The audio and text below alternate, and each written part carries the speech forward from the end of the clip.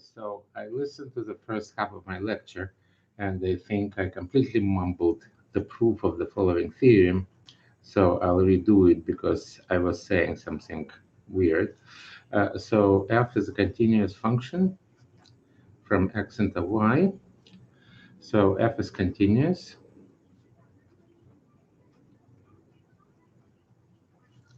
It is one-to-one and onto, and therefore invertible.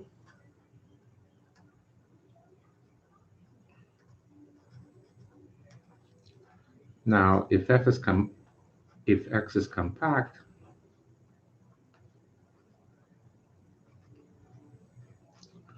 then the inverse function f minus 1, this is a function that maps y into x, then this function is also continuous.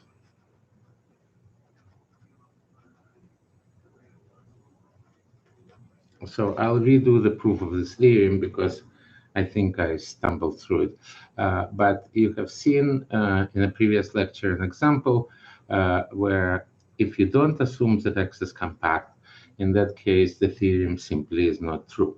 So what do I have? I have this new function g, and I want to prove that this function g is continuous. In other words, what I want to do is in order to prove that this function is continuous, I would like to take uh, an arbitrary closed set, E is closed in X, and I want to show that G minus 1 of E is closed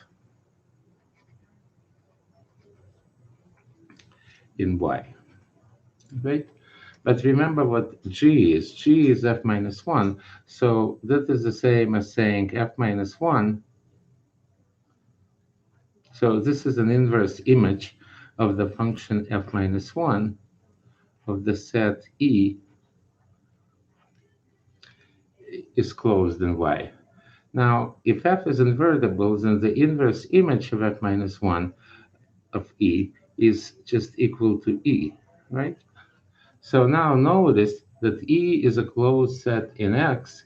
X is compact, therefore E is compact, and so it is closed. And we're done. Okay, so I hope that makes it a little bit more clear. Does it? Okay. Now I want to talk about something else. It's called uniform continuity.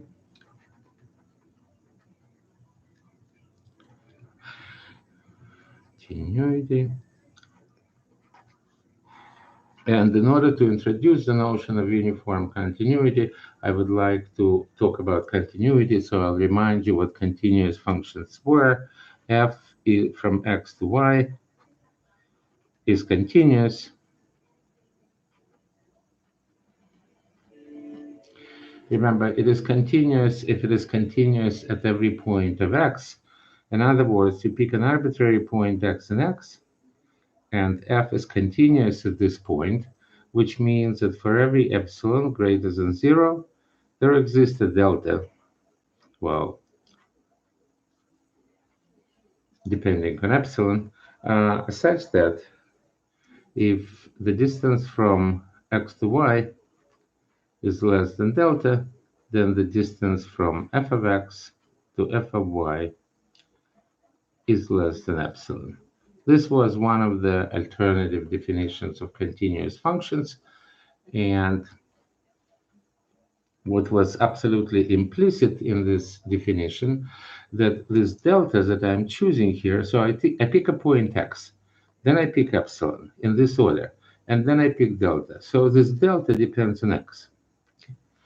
And it is possible that even though epsilon may be the same, for different x, this delta should be different.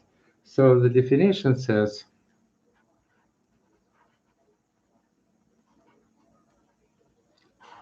that the function is uniformly continuous if I can pick this delta independently of x. In other words, the definition says that the function f from x to y is uniformly continuous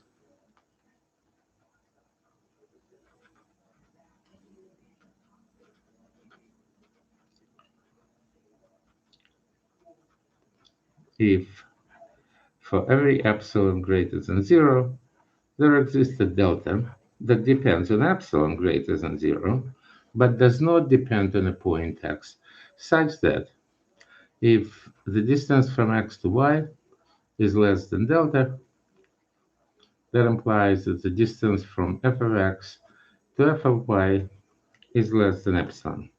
And this should be true for all x and y, such that the distance from x to y is less than delta. So in a sense, this notion of uniform continuity, among other things, gets rid of this dependency on the point x. So it's no longer a function which continues at every point x. It is uniformly continuous in a whole metric space x. Okay, so before I go on, let me just quickly tell you that it is not hard to see that not every continuous function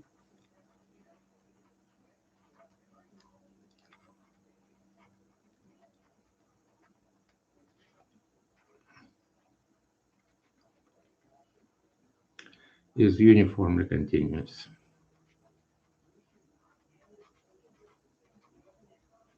So for instance, let me pick a function f that maps real numbers into real numbers, and f of x is simply equal to x squared.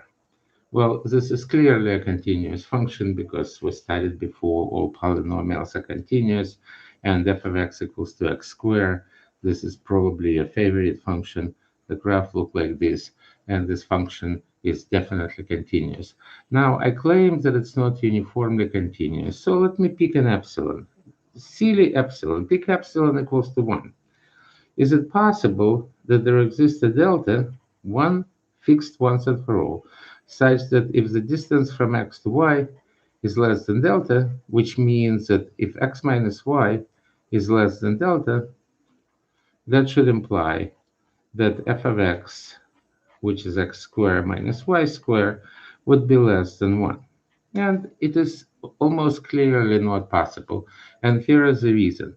Suppose that I pick such delta. So suppose that x minus y is less than delta. In that case, x minus y times x plus y will be less than 1. Now, let's suppose that x minus y, I don't know, is equal to delta over 2, which is less than delta, in which case x minus 1 times x plus y is equal to delta over 2 times x plus y, and this should be less than 1. And this should be less than 1 for absolutely all x with that property. Do you agree with me? In other words, if, for instance, y is equal to x plus delta over 2, then delta over 2 times, well, let's see, 2x plus delta over 2 should be less than 1, no matter what x I pick. And if I pick x to be very, very large, if I pick x going to infinity, this obviously would be wrong. This could not be true. If x goes to infinity, this quantity with fixed delta goes to infinity. It cannot be less than 1, and therefore this is a contradiction. And so this just shows you that this particular function, f of x equals to x squared, is definitely not uniformly continuous. Okay, so now I'm going to deviate a little bit from representation of Rudin. So Rudin is talking about uniform continuity in terms of functions, and I would like to change it in terms of sequences. As I told you many times before, people in topology prefer functions, people in analysis prefer sequences, so I definitely am a person from analysis, and so I definitely prefer sequences. So here is a theorem that you will not find in Rudin. And the theorem goes as follows. So if f is not uniformly continuous,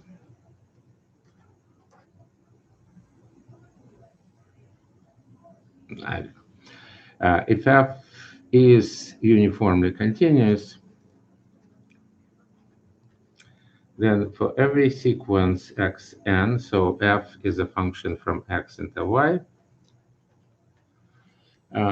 then for every sequence is xn and yn in x, such that xn, for the distance from xn to yn, tend to 0, it follows that the distance from f of xn to f of yn tends to 0.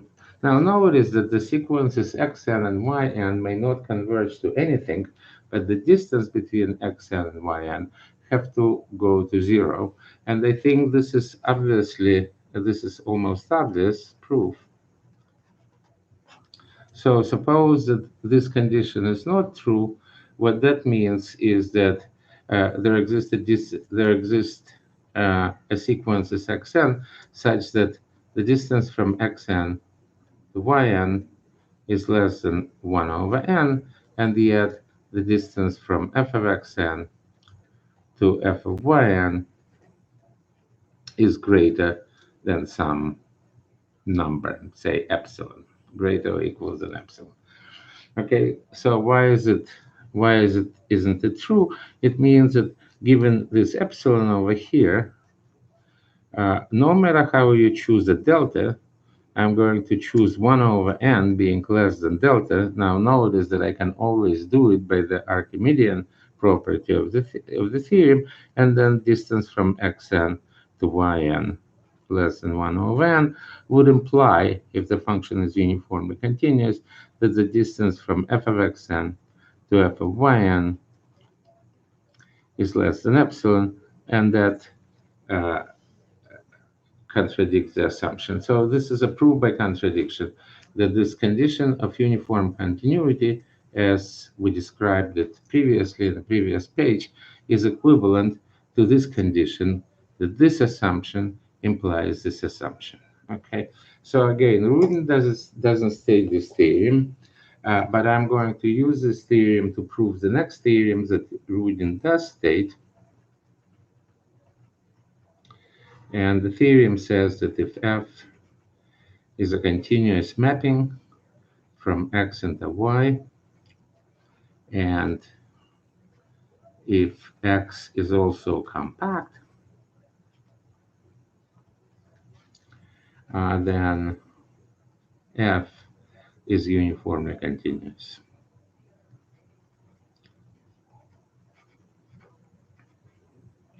Again, what this theorem says is that compactness comes to the rescue, that in general, not every continuous function is uniformly continuous, but the functions defined on compact set are necessarily uniformly continuous. So let's try to prove this theorem. I'm going to prove it using this previous theorem over here. Rudin proves it just from the definition of uniform continuity. In my opinion, my proof is much nicer, but you can choose. So if this theorem comes up on a test, you can prove it either my way, or you can prove it the Rudin's way, or both if you want to. So it helps to know two different proofs to the same theorem. Okay, so let's do the proof. So I'm going to assume that x is compact, and I'm going to assume that f from x to y is continuous, but not uniformly continuous.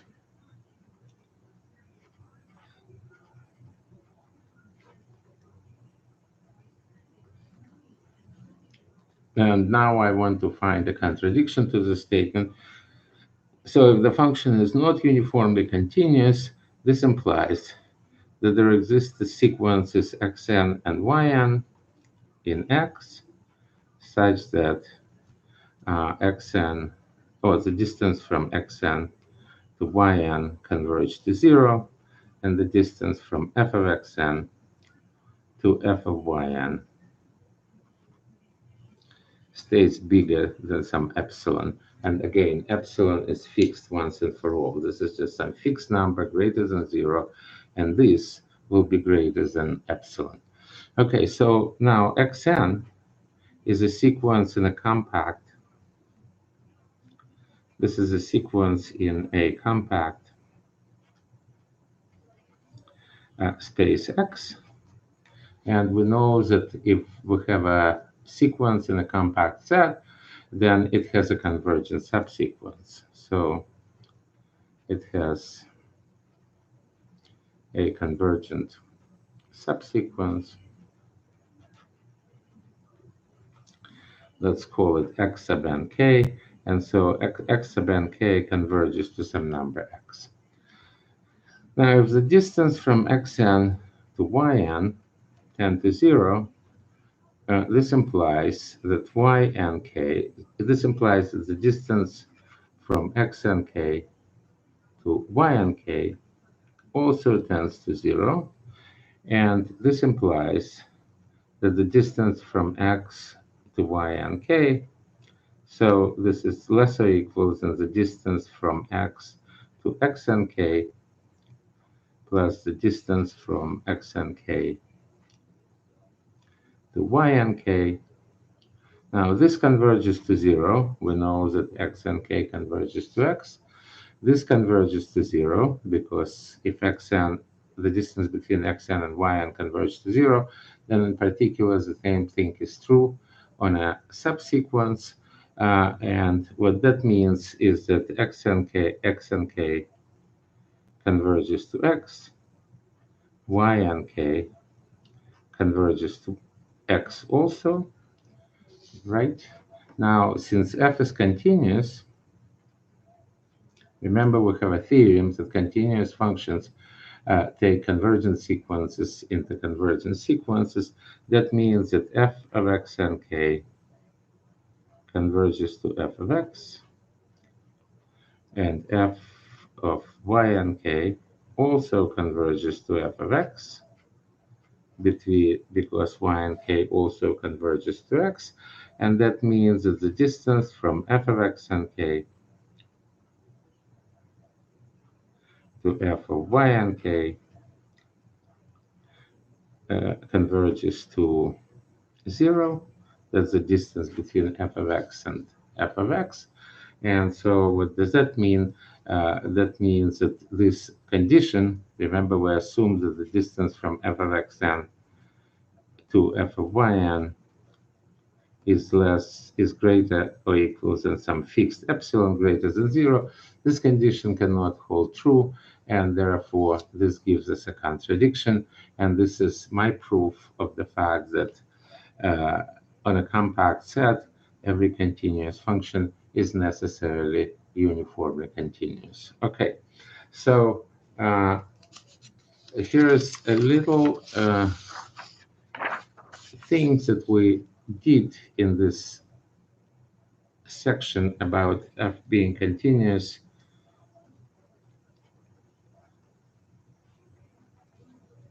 Function from x into, say, y, and or r. Let me choose r this time. And so f is continuous and x is compact.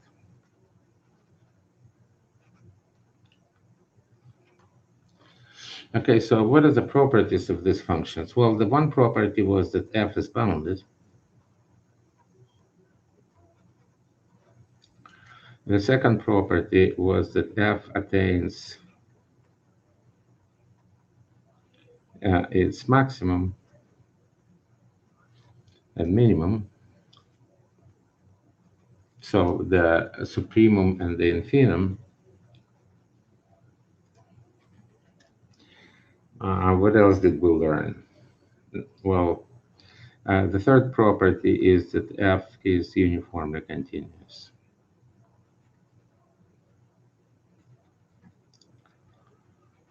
Okay, so this is the three great properties of continuous functions on compact sets. And so what Rudin does, and I'm going to go through it a little bit in my own way, is that none of these properties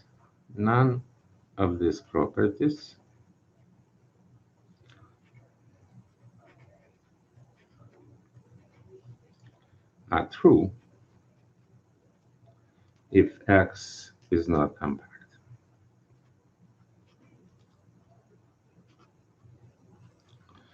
And in particular, what I'm going to do is I'm going to take a metric space X, which is a subspace of R, okay? And what I'm going to claim is that if X is not compact in one way or another, then all three properties are failed. Okay, so are you with me on a plan? So I'm going to do this by an example. How can X be not compact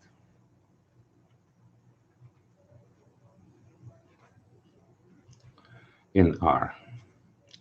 Well, X is not compact if, remember that compact sets in R are precisely the closed and bounded set. So if X is not bounded,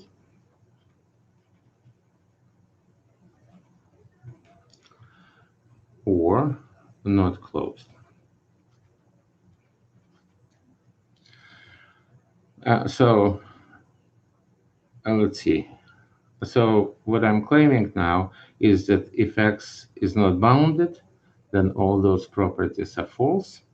If X is bounded but not closed, then all of those properties are false. And of course, if X is not bounded and not closed, then automatically all these properties are false. So let me start by saying what happens if F is not bounded.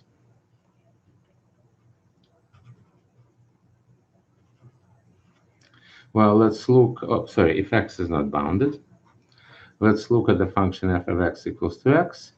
So it is clear that f of x is equal to x. And so if f of x was bounded, this would be less or equal than some number m. And therefore, x would be less or equal than some number m. And so x would be bounded. And that would be a contradiction. So again, for instance, in a simple case, if your x is the whole space R, then the function f of x equals to x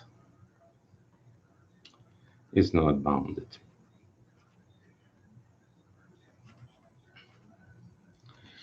Uh,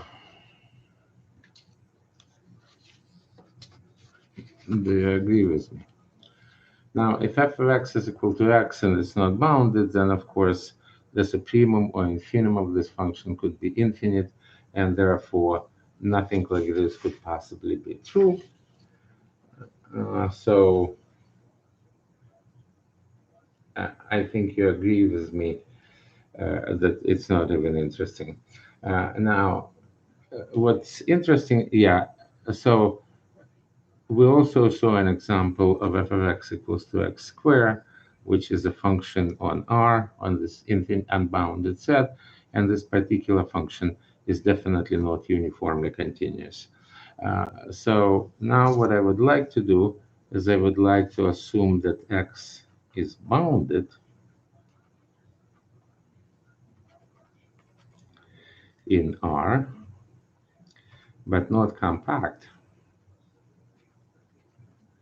And how can this bounded set be not compact? It means that it's not closed. And what does it mean that it's not closed? It means that there exists a point x naught, which is a limit point of x, and yet x naught does not belong to x. Okay, so what am I saying here again? For instance, if I have a set which looks like this, 0, 1 in x, this set is bounded, but it is not closed and therefore not compact. Now, I want you to keep in mind this particular example here because it will be very, very useful. And so what do I want to do? I want to construct a function on this set, in general, which is not being bounded. Well, that's very easy. F of x, so on this set, it will be f of x equals to 1 over x. It is clearly a continuous function on this interval 0, 1, excluding 0, but it is clearly an unbounded function because if x tends to 0 on the right, then the value of the function tends to infinity. Now, if I take an arbitrary set x that has a limit point x naught, which is not an x, then all I have to do is I have to replace it by the function f of x equals to 1 over x minus x naught. So remember, my x naught in the previous case was 0. In this case, it is whatever the point is. And so clearly, if x gets closer and closer to x naught, and it can because x naught is a limit point of x, then the value of this function gets closer and closer to infinity, and therefore it is unbounded. Okay. Now, I also want to demonstrate to you that the same function that we had before, so my x was equal to either 0, 1, or some other set, x naught, in this case equals to 0, is not a limit point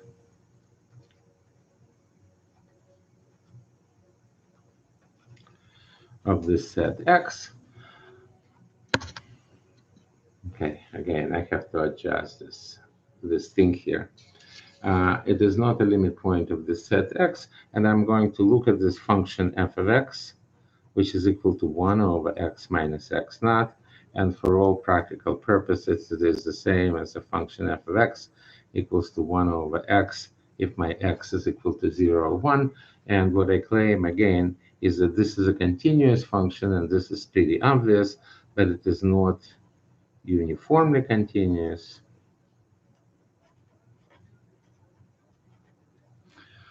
Well, why is it not uniformly continuous?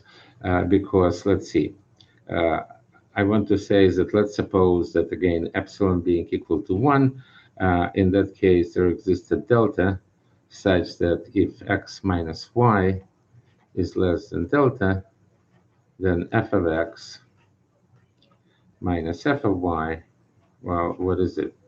This will be, I will start doing it with this function, then I'll redo it for this function.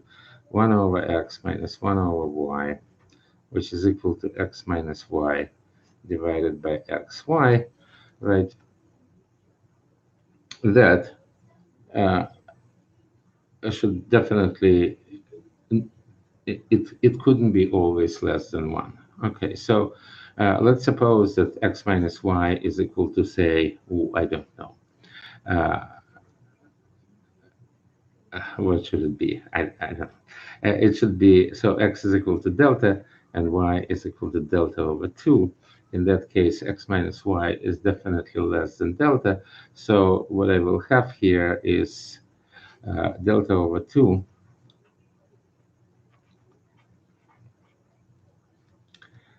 delta over 2 divided, no, sorry, I apologize. Okay, divided by delta times delta over 2.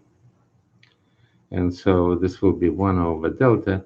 And of course, if delta is very, very small, then this quantity converges to infinity, and therefore it cannot be definitely less than 1. Okay, so this is an example of a function which is continuous on a bounded but not compact subset of R, and yet this function is not uniformly continuous.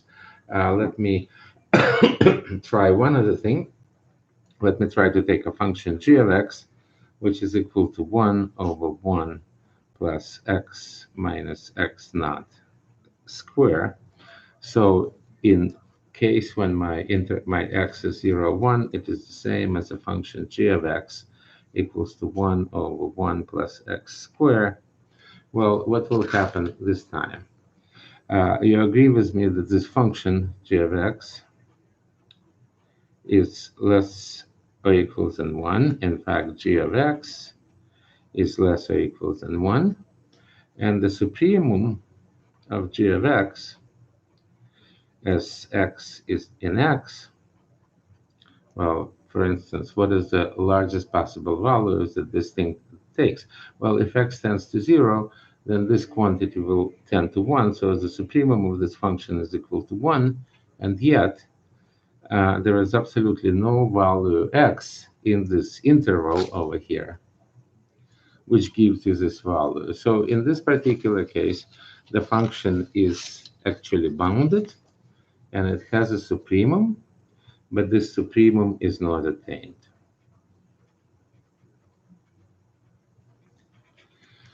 So In addition to, so let me finish this thing off, that in addition to the previous three properties, let me find them.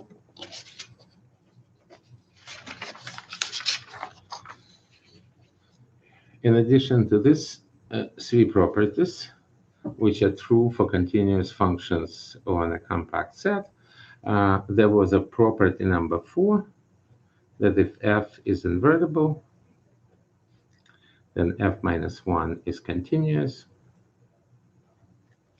And we already have seen an example previously with the circle. Remember that this is not true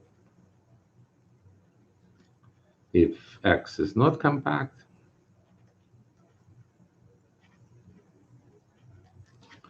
And that just tells you that most of the properties that you had been using in Calculus 1, such as function being bounded, attains its maximum and minimum, uniformly continuous, inverse function is continuous, all of those properties are true only if your domain of your function, the set x, is compact. Okay, so this finishes this week lecture. What I'm going to do next, so next week will probably be the last week when I'm going to be posting the lecture. The rest of the time you will have to prepare for the final test. But here's what I'm going to do. I'm going to cover a section. Let me find it in Ruby. And this is a section from chapter 2 that we didn't cover when we looked at chapter 2. I'm still looking for it. Yeah, so this is the last section in chapter 2 here, which is connected sets. So I told you before that this particular section will be covered in this course, but it will be covered at the very, very end of the course. So next week, I'm going to cover this section, connected sets, and with it, I'm going to cover the section in Rudin, which is called continuity and connectedness. This is another very important properties of continuous functions, and I will tell you a little bit more stories why it is important, and this will be the end. So I'm not going to cover the section discontinuities, and I'm not going to cover the section of monotonic functions, and so next week will be the last week of lectures of all the material you need to know. And again, afterwards, I hope that I will be available to answer any of your questions, not in this visual form, but in a written form, like I answered a few questions to a few students before. And then we will have the final test, and this will be the end of the semester. I kind of feel bad because for the last 40 years that I've been teaching, I always invited all my students for a free drink in a bar at the end of the semester, but I think this time it ain't gonna happen. So when all this stuff with coronavirus is over, remember I owe you one. Okay, so see you next week, or you will see, or you will hear me next week. All right, stream.